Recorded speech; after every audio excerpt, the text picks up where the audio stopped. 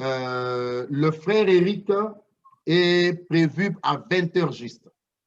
Et vous voyez qu'on a eu une longue réunion, on a aligné beaucoup de prédicateurs. On pourra continuer les services bien après, selon la conduite que le Seigneur nous accordera. Alors, nous laissons d'abord, je vais demander à frère Zacharie d'intervenir. Zacharie, tu es là? Oui, je suis là. Oui, alors vraiment, gère un peu le temps, mon frère. Avant 20 heures, il faudra nous aider à pouvoir faire intervenir frère Eric à 20 heures juste. Dans l'entretemps, il y a les frères de l'Inde qui sont connectés. Et tous, ils continuent à écouter la parole. Et dans 14 minutes ici, ils vont déjà entrer en 2021. On profite déjà pour leur présenter nos vœux le meilleur. Voilà, frère, vous avez la parole. Merci beaucoup. Le son est bon, je pense. Oui, le son est bon. Merci. Que le Seigneur vous bénisse tous. Amen. Particulièrement le frère Nazaire. Qu'il bénisse tous les intervenants qui sont passés avant nous et qui bénisse tout le peuple de Dieu partout dans le monde entier qui, en ces moments ici précis, nous écoute ou écoute la parole de Dieu. Ce sont des moments qui n'ont jamais existé, où nous pouvons nous connecter comme ça de partout via la technologie pour écouter la parole de Dieu. Beaucoup de serviteurs ensemble comme ça. Que Dieu soit loué pour cela. Ça, ce sont les bienfaits, le bon côté du coronavirus. Ça a permis à ce que, comme le disait le frère Nazaire tout à l'heure, que nous puissions avoir l'opportunité d'écouter, pour certains, de réécouter les prédications des années 80, 82, 83, où nous voyons comment le Seigneur nous parle et l'Esprit entre jusque dans la vie profonde de chaque croyant. Parce que mon frère, ma soeur, nous avons reçu le message. Beaucoup sont fiers de cela et nous sommes reconnaissants au Seigneur par rapport à cela. Aujourd'hui, nous pouvons dire que nous avons eu le privilège que beaucoup n'ont pas eu, c'est-à-dire d'avoir reçu le serviteur fidèle et prudent. Mais à la fin, il sera question de l'impact, du résultat qu'a eu ce message, ces prédications dans ta vie, dans la vie de chacun de nous. Il est écrit dans Ésaïe que comme la pluie et la neige ne tombent sans avoir donné de la sémence, fertiliser la terre, ainsi en est de la parole de Dieu. C'est-à-dire la parole qui est annoncée par le serviteur William Branham, Ewald Frank et tous les serviteurs qui sont passés et ceux qui ne sont pas aussi passés, cette parole doit avoir un résultat. C'est de ramener à Dieu des fils et des filles qui vivent une vie, qui marchent comme lui.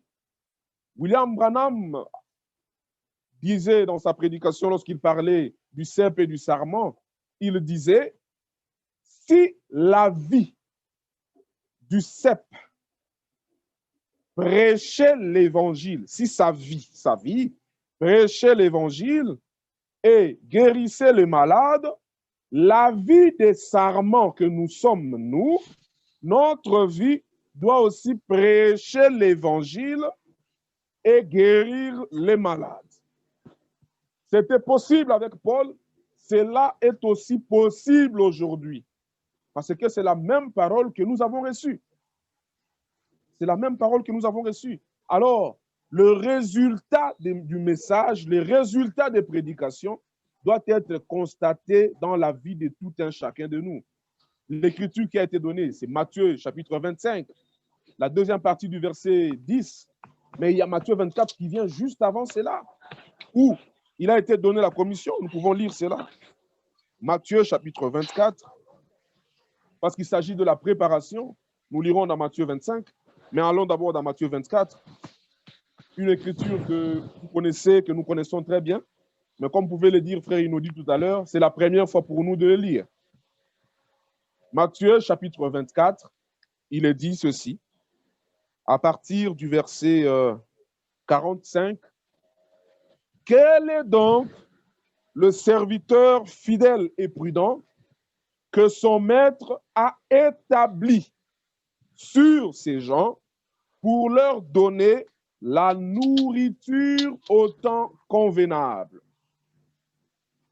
Heureux ce serviteur que son maître à son arrivée trouvera faisant ainsi. Je vous le dis, en vérité, il l'établira sur tous ses biens. Mais après ce chapitre, vient Matthieu chapitre 25. Il dit, ce serviteur qui donnera de la nourriture au temps convenable. Matthieu chapitre 25, l'écriture sur laquelle nous parlons aujourd'hui, Matthieu 25, chapitre verset 10, c'est la deuxième partie, mais je peux commencer à partir du début du verset. Il dit, pendant qu'elles allaient en acheter, l'époux arriva. Celles qui étaient prêtes entrèrent avec lui dans la salle de noces et la porte fut fermée. Le frère Inodi a développé concernant la porte, qu'il faut entrer par la porte. Et il est allé un peu plus loin. Dieu le bénisse pour cela. Il dit, pendant qu'elles allaient en acheter, l'époux arriva. Celles qui étaient prêtes entrèrent avec lui dans la salle de noces. Remarquez que il y a certains qui n'étaient pas prêts, d'autres étaient prêtes. Mais si nous reculons, au tout début, toutes les 10 ont entendu. Toutes les 10 ont écouté la parole. Ils ont entendu le message. Mais pourquoi à la fin, certains se sont retrouvés prêts, d'autres ne sont pas retrouvés prêts? Ils étaient en retard. Mais ils ont entendu le même message au début. Donc la question pour nous aujourd'hui, il ne s'agit pas seulement de dire nous avons reçu frère William Branham, frère Ewald Frank, nous avons frère Inodi, frère Nazaire, frère Nicodème, et ainsi de suite. Non. Mais la parole qui est annoncée doit me préparer moi. La parole qui est prêchée doit avoir un résultat dans ma vie. Ce n'est qu'après la préparation, lorsque nous sommes trouvés prêts, que nous pouvons entrer dans le festin de noces. Celui qui n'est pas prêt n'entrera pas. Mais préparer à faire quoi? À entrer dans les noces. Regardez Apocalypse. Prenons Apocalypse.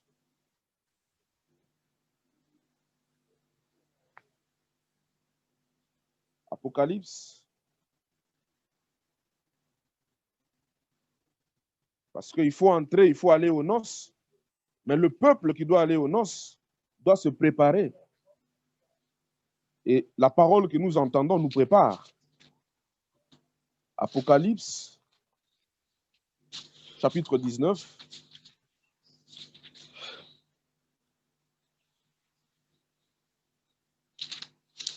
Que nous pouvons nous poser la question. Bon, ils sont préparés à faire quoi? Non, la réponse est déjà là dans le verset.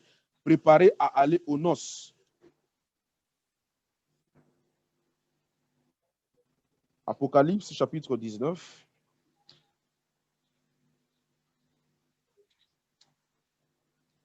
Verset 7. Réjouissons-nous et soyons dans l'allégresse et donnons-lui gloire, car les noces de l'agneau sont venues.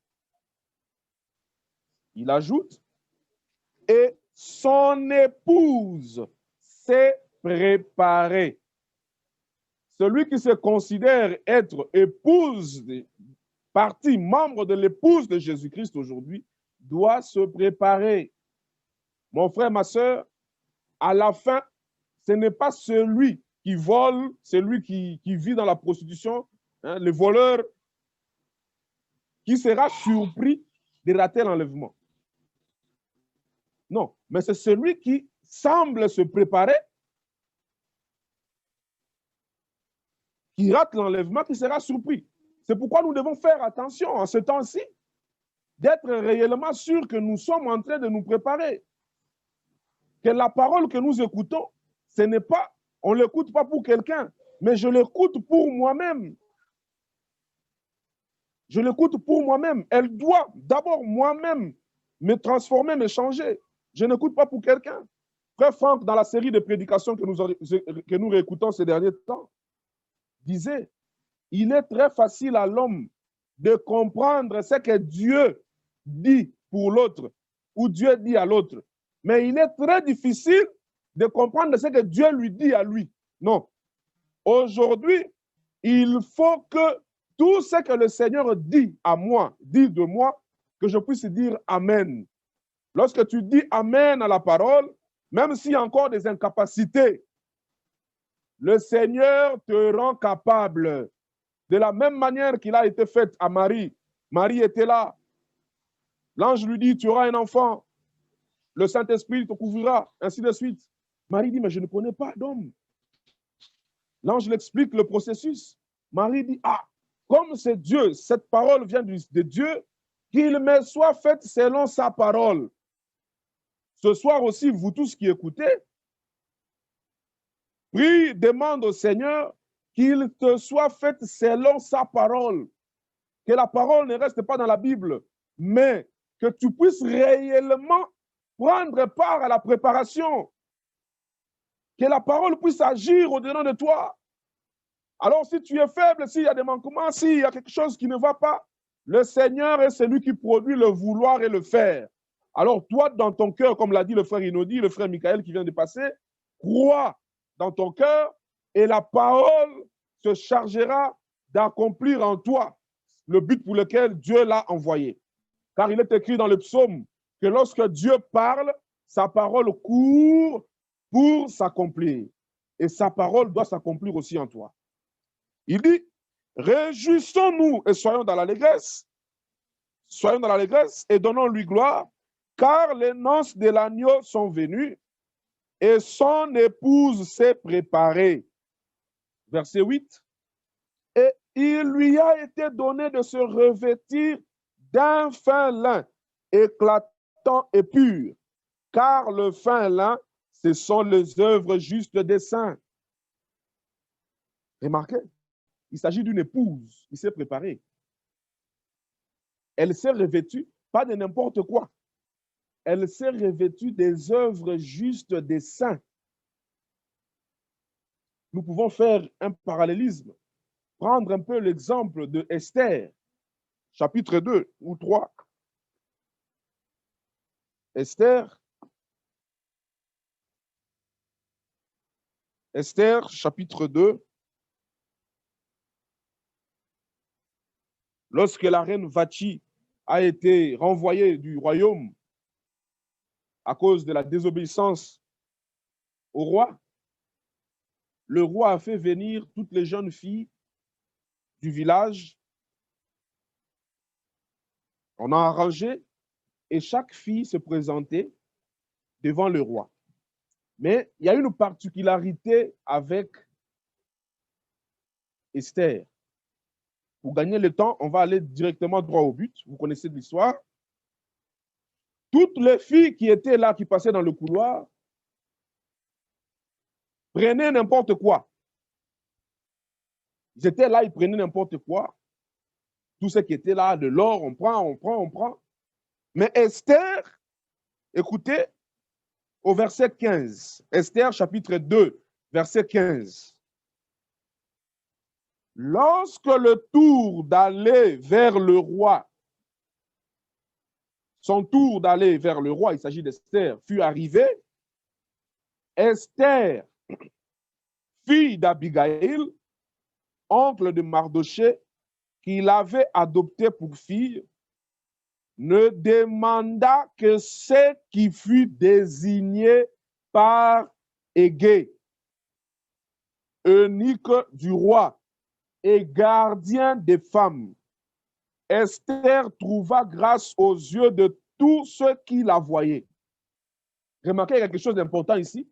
Lorsque le temps pour elle arriva d'aller vers le roi, Esther n'a demandé que ce qui fut désigné par Égée. Mais c'est dans ça que nous sommes.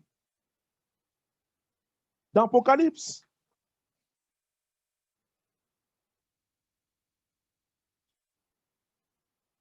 Qu'est-ce qu'il est dit?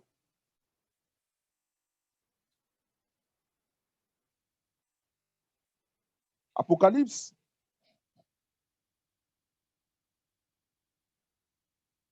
Il dit que celui, Apocalypse chapitre 2, prenons chapitre 2.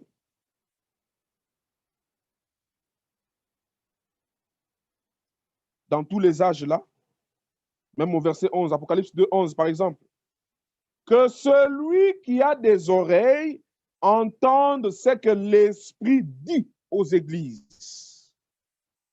Verset 17, que celui qui a des oreilles entende ce que l'Esprit dit aux églises.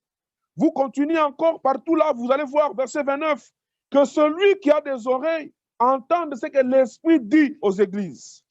Vous descendez encore, partout là, au verset chapitre 3, verset 13, que celui qui a des oreilles, qu'il entende ce que l'Esprit dit aux églises. L'Église épouse de Jésus-Christ ne se prépare pas avec sa volonté. Non, comme l'a dit le frère, il nous dit non. Il se prépare avec ce que l'Esprit dit. L'Esprit dit. Nous ne prenons pas nos propres paroles. Nous n'inventons pas notre propre théorie. Nous ne faisons pas de spécialités de doctrine. Mais nous veillons à ce que l'Esprit dit aux églises. Le Seigneur ne confirmera pas la parole d'un prédicateur quelconque, grand qu'il soit, puissant qu'il soit. Le Seigneur confirmera sa parole. Le Seigneur est seulement derrière sa parole pour la confirmer, pour l'accomplir. N'a-t-il pas dit à Jérémie, qu'as-tu vu? Il dit, je vois une branche d'amandier. Il dit, tu as bien vu, car moi, le Seigneur, je confirme, je suis derrière ma parole pour l'accomplir. C'est pourquoi aujourd'hui, dans tout ce que nous faisons, 1 Timothée chapitre 3, prenons cela. Frère Nazaire, je serai court pour respecter le temps. 1 Timothée chapitre 3.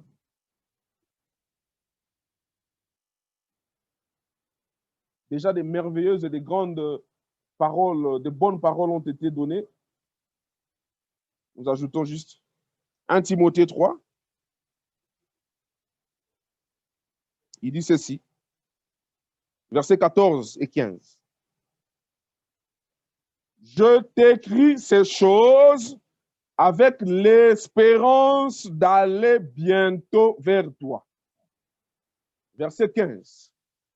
Mais, afin que tu saches, si je tarde, comment il faut se conduire dans la maison de Dieu, qui est l'église du Dieu vivant, la colonne et l'appui de la vérité. Et la vérité, ce n'est pas la parole d'un homme. La vérité reste pour toujours la parole de Dieu. Que tout homme soit reconnu pour menteur et que Dieu seul soit reconnu pour vrai. Dieu viendra confirmer sa vérité, sa parole. Alors ici, Timothée, il a dit à Timothée par Paul, je t'écris avec l'espérance d'aller bientôt vers toi. Mais si je tarde, tu dois savoir comment te conduire dans la maison de Dieu. Cette maison qui est l'église du Dieu vivant, pas l'église d'un homme, non. L'église du Dieu vivant, la colonne et l'appui de la vérité. L'église du Dieu vivant n'est pas un temple ou une demeure du mensonge, des fausses doctrines, des doctrines qu'on invente. Non, l'église du Dieu vivant est la colonne et l'appui de la vérité. C'est pourquoi le souci de chaque prédicateur aujourd'hui, c'est de prêcher la parole de Dieu telle qu'elle a été donnée, même dans les termes tels qu'elle a été donnée. La prédication du temps de la fin doit être la même que celle qui était au commencement. Si la prédication du commencement a ramené des hommes à Christ, si la prédication au temps du commencement a changé la vie des gens, la prédication au temps de la fin, identique à celle-là, doit aussi ramener des gens à Christ. Qu'est-ce que nous disons? La prédication, la dernière prédication doit être identique à la première prédication. C'est-à-dire, lorsque nous prêchons, Paul assis, Pierre assis, tous les apôtres assis, il n'y a pas de doute dans le cœur, non. Tout ce qui est dit n'est pas la pensée humaine, mais peut être trouvé dans les Écritures. Il dit, qui est l'Église du Dieu vivant, la colonne et l'appui de la vérité. C'est pourquoi, dans 2 Timothée chapitre 4, 2 Timothée chapitre 4, il dit ceci, au premier verset. Paul parle à Timothée. Je t'en conjure devant Dieu et devant Jésus-Christ, qui doit juger les vivants et les morts, et au nom de son apparition et de son royaume, prêche la parole, seulement la parole. Seulement la parole. Des fois, nous voulons ajouter nos rites, nous voulons ajouter notre façon de faire ou nos mots. Non. La parole en elle-même a une puissance inestimable.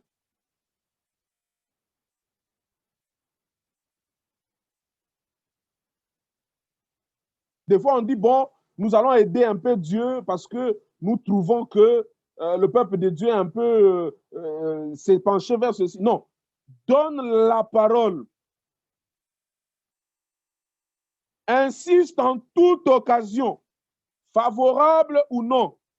Reprend, censure, exhorte avec toute douceur et en instruisant. Il dit au verset 3, car il viendra un temps où les hommes ne supporteront pas la saine doctrine, mais ayant la démangeaison d'entendre des choses agréables, ils se donneront une foule de docteurs selon leurs propres désirs. Des gens pareils ne peuvent jamais être prêts pour le noces. Ils ne peuvent pas être prêts. Il dit au verset 4, il ajoute, ils détourneront l'oreille de la vérité. Et ils se tourneront vers les fables. Mais toi, sois sobre en toutes choses. Supporte les souffrances, fais l'œuvre d'un évangéliste, remplis bien ton ministère. Que Dieu bénisse ses paroles. Paul continue, il dit au verset 6, car pour moi je sers de libation et le moment de mon départ approche. Il dit au verset 7, j'ai combattu le bon combat de la foi.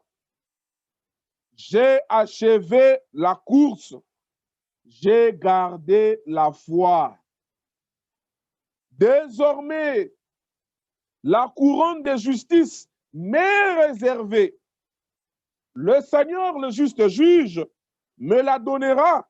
Écoutez, dans ce jour-là, et non seulement à moi, mais à tous ceux qui auront aimé son avènement. Gloire au Seigneur. Ceux qui aiment l'avènement du Seigneur, aujourd'hui, ils s'occupent à la préparation.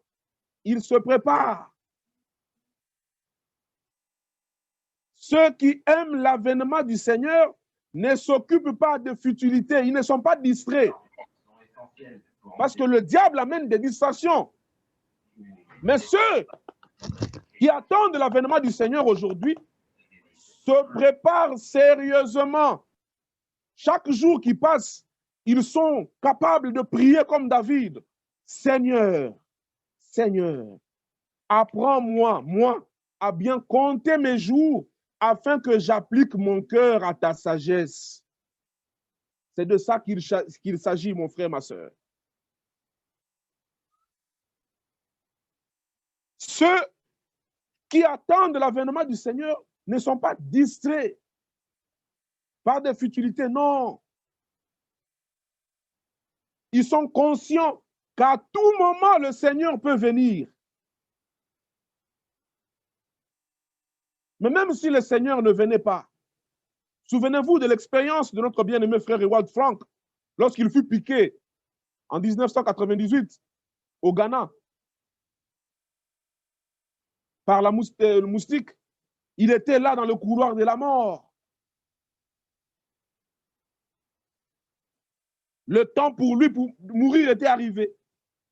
Mais cet homme, Matthieu 24, 45, 47, se pose la question. Il dit, Seigneur, l'heure de mon départ est arrivée. Comment me présenterai-je devant toi? Comment me présenterai-je devant toi? Mais ça, c'est la question qui doit préoccuper chacun de nous. Parce qu'il s'agit d'être prêt. Seigneur, est-ce que présentement je suis prêt? Parce que tu peux revenir, ou soit en quittant la réunion ou en rentrant du boulot à la maison. Un accident peut arriver, je pars. Mais comment je me représenterai devant le Seigneur? C'est de ça qu'il s'agit. On ne calculera pas le nombre de prédications que tu as écoutées, le nombre de brochures lues, le nombre de voyages effectués. Mais la vie de Christ, c'est ça le plus important. Car il est écrit dans Éphésiens, écoutez, Éphésiens chapitre 4. Éphésiens 4, une écriture que vous connaissez très bien. Il dit ceci. Et verset 11. Il a donné les uns comme apôtres, les autres comme prophètes, les autres comme évangélistes, les autres comme pasteurs et docteurs. Pourquoi? Pourquoi? Pour le perfectionnement des saints, en vue de l'œuvre du ministère et de l'édification du corps de Christ, jusqu'à ce que nous soyons tous parvenus à l'unité de la foi et de la connaissance du Fils de Dieu, à l'état d'homme fait, à la mesure de la stature parfaite de Christ. Verset 14.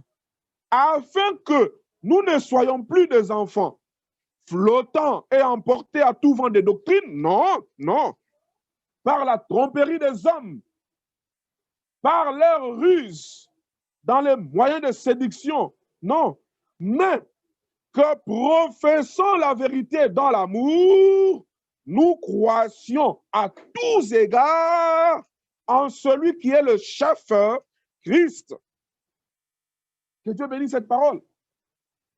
C'est ça le but pour lequel nous écoutons toutes ces prédications. C'est ça le but, un seul but. Un seul but, pas deux. Un seul but, c'est ça, c'est que nous venons de lire.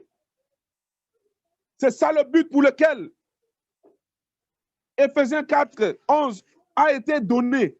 C'est pour le perfectionnement des saints.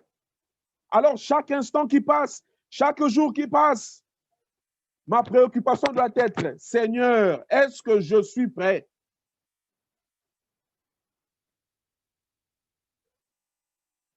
Est-ce que je suis prêt?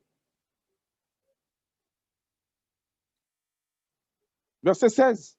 C'est de lui et grâce à tous les liens de son assistance que tout le corps, bien coordonné, formant un solide assemblage, tire son accroissement selon la force qui convient à chacune de ses parties et s'édifie lui-même dans l'amour, Que Dieu nous donne à vivre ces Écritures. Nous sommes arrivés au temps de la fin vraiment. Le Seigneur revient bientôt. Nous le disons tous les jours. Nous écoutons ça tous les jours. Mais est-ce que tu es prêt, mon frère? Est-ce que tu es prêt, ma sœur? Aujourd'hui, le diable nous distrait. Préoccupé à voir très bien le mal dans les autres, jusque même à utiliser les armes du diable pour combattre contre lui. Un frère a lu une écriture ici dans Ephésiens 6. Je ne sais plus c'est qui. Je crois Frère Chi. Dans Ephésiens 6. Il dit ceci. Verset 10. Au reste, fortifiez-vous dans le Seigneur et par sa force toute puissante. Revêtez-vous de toutes les armes de Dieu afin de pouvoir tenir ferme contre les ruses du diable. C'est très profond. Pour tenir contre les ruses du diable, il faut se revêtir, pas de ses propres armes, non, mais se revêtir des armes de Dieu. Mais deux fois, plusieurs fois, le diable nous prête ses armes pour combattre contre lui. Pour combattre contre lui. Nous pouvons citer quelques-unes de ses armes. C'est la haine, c'est la division, la jalousie, les querelles, toutes ces choses que le diable nous prête pour combattre contre lui. Mais nous sommes déjà vaincus. Nous ne pouvons pas vaincre le diable avec ses armes à lui, non. Pour vaincre le diable, nous devons utiliser les armes que Dieu nous donne. Car nous n'avons pas à lutter contre la chair et le sang, mais contre les dominations, contre les autorités, contre les princes de ce monde de ténèbres, contre les esprits méchants dans les lieux célestes. Écoutez ces armes-là. C'est pourquoi prenez toutes les armes de Dieu afin de pouvoir résister dans les mauvais jours et tenir ferme après avoir tout surmonté. Quelles sont ces armes? Tenez donc ferme, mes frères. Ayez à vos reins la vérité pour ceinture. Revêtez la cuirasse de la justice. Mettez pour chaussure à vos pieds le zèle que donne l'évangile de paix. Prenez par-dessus tout cela le bouclier de la foi avec lequel vous pourrez éteindre tous les traits enflammés du malin. Prenez aussi le casque du salut et l'épée de l'esprit, qui est la parole de Dieu pure alors, la parole de Dieu pure. Excusez-moi. La parole de Dieu pure. Il continue, il dit, ce n'est pas fini, il dit, faites en tout temps, par l'esprit, toutes sortes de prières et de supplications.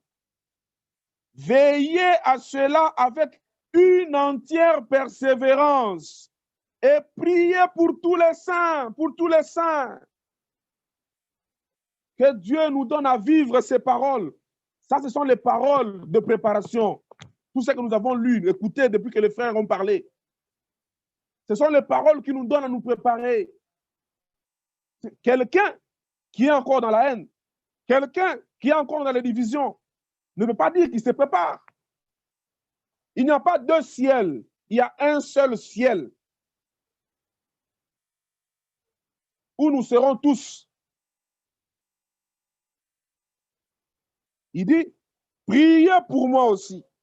Que Dieu nous donne à prier aussi pour les hommes de Dieu, qui sont des attaques du diable, pour que le troupeau soit dispersé.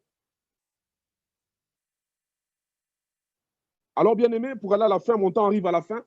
J'ai vraiment condensé mon exposé pour ne pas dépasser le temps. Mais il s'agit d'être prêt, mon frère. Le Seigneur nous a tout donné. Lisons cette dernière écriture. Je crois que c'est dans quoi? C'est dans Pierre. C'est dans Pierre. 2 Pierre, chapitre 1er, ouais. 2 Pierre, chapitre 1er. Ça, c'est aussi mon message de vœu à tout le peuple de Dieu dans le monde entier. En Inde, en Hollande, au Canada, en France, partout. 2 Pierre 1. Écoutez. Simon Pierre, serviteur et apôtre de Jésus-Christ, à ceux qui ont reçu en partage une foi du même prix que la nôtre, par la justice de notre Dieu et du Sauveur Jésus-Christ. Ils sont aussi sur cette plateforme ce soir. Cette écriture t'est adressée, mon frère, ma soeur. Que la grâce et la paix vous soient multipliées par la connaissance de Dieu et de Jésus-Christ, notre Seigneur. Verset 3. Car sa divine puissance nous a donné tout ce qui contribue à la vie et à la piété au moyen de la connaissance de celui qui nous a appelés par sa propre gloire et par sa vertu, lesquels nous assurent de sa part les plus grandes et les plus précieuses promesses, comme son retour, comme la fête des noces, afin que par elle, vous deveniez participants de la nature divine, en fuyant la corruption qui existe dans le monde par la convoitise. Vous pouvez lire jusqu'en bas. Nous n'allons pas aller là-bas à cause du temps. Mais sa divine puissance nous a donné tout ce qui contribue à la vie et à la piété. Alors aujourd'hui, qu'on n'entende plus quelqu'un dire « je ne peux rien », non. Qu'on n'entende plus quelqu'un dire « je ne suis pas capable », non. Sa divine puissance nous a tout donné. Alors, reçois cela au nom du Seigneur Jésus-Christ et que le Seigneur, de qui vient toute grâce, t'accorde la capacité de vivre la parole de Dieu au quotidien et que lors de son retour, tu sois trouvé prêt. Et que la parole qui est écrite dans Hébreux chapitre 4, Hébreux 4, juste ça, et nous allons terminer. J'ai encore 7 minutes, frère Nazaire. Hébreux 4.